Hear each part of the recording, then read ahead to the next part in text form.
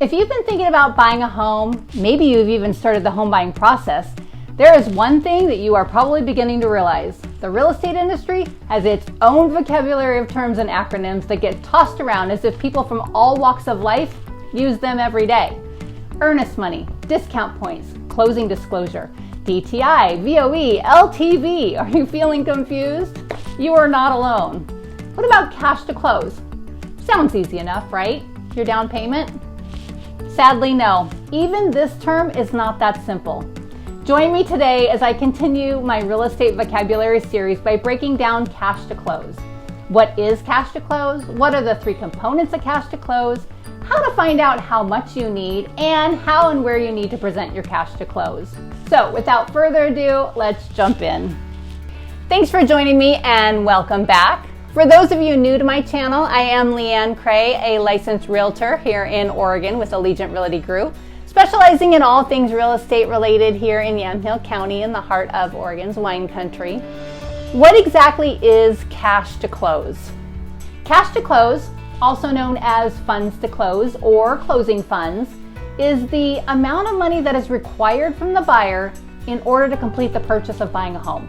Many buyers believe this is the required amount of their down payment based on their loan program.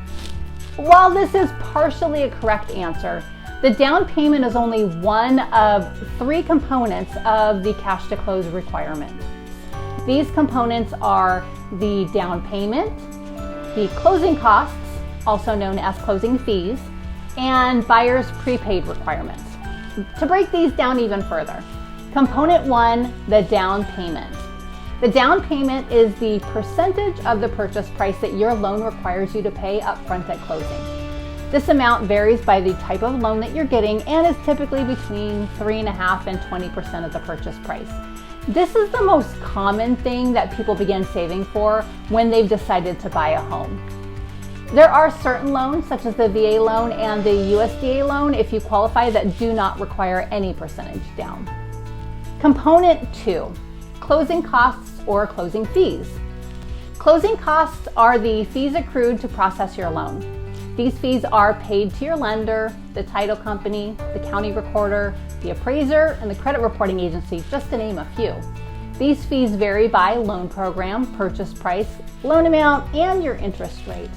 The figures are typically calculated to about 2 to 4% of your purchase price. The third and last component, prepaids. At closing, you will be required to pay the first year of insurance up front on your home.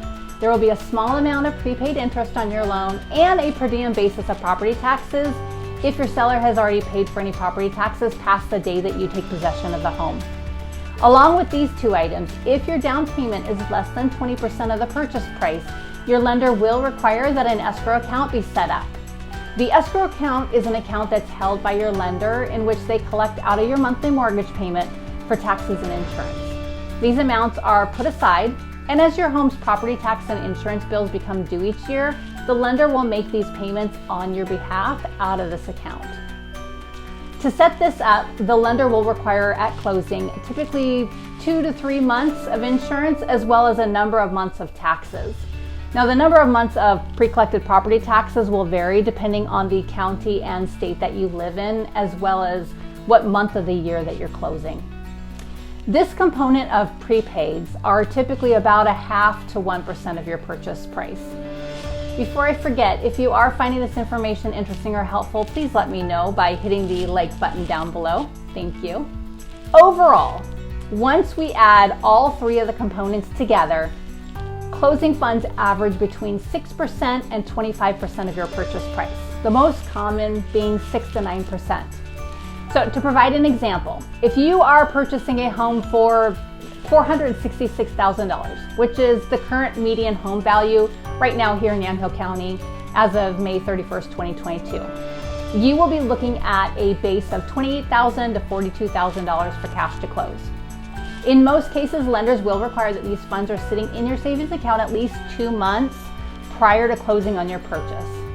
Now, there are options to have a family member gift some of these monies to you, and there are some grants that can assist with these funds.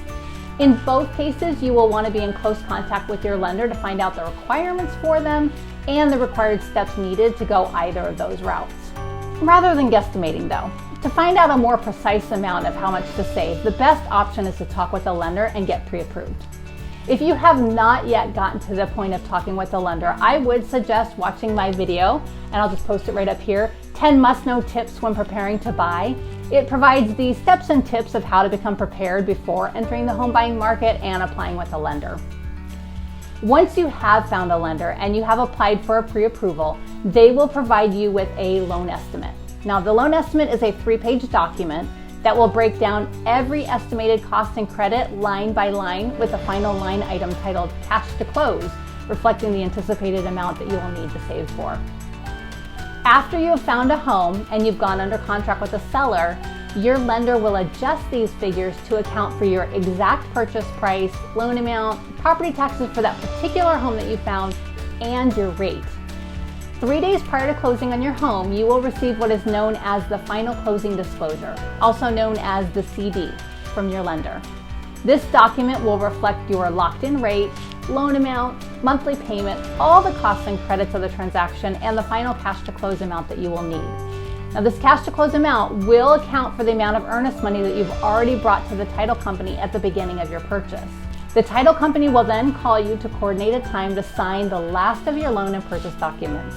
At this time, they will confirm the cash to close amount and advise you to bring in a cashier's check at signing or provide wire instructions to have the funds electronically transferred from your account to your purchase account at the title company. Now, make note of the mentioned cashier's check or wired funds. You will not be able to write a check out of your account for your cash to close. It is required to provide one of the 2 avenues of accepted guaranteed funds, which many times are going to require a trip to your bank. If your money is held in mutual funds or a bank online or out of state, you will want to have spoken with those entities well in advance to make sure that the money will be readily transferable within 24 hours of receiving that final figure from the title company, and know what steps you'll need to take with them to make that happen. To also note, funds that are held in mutual funds or stocks may have a lead time of multiple days to cash out to be liquid that you will want to account for as well in advance, so that you don't create any form of delay at closing. And there we have it, all things cash to close. The what, the how much, and the how. If you have found this helpful, you may also enjoy my video, What is an Earnest Money Deposit?, where I break down everything earnest money and explain the due diligence period during your purchase. If you'd like to be notified each week as I post new videos about all things real estate related to living in, moving to, buying, or selling here in Yamhill County, please subscribe, and I will see you next week. Bye.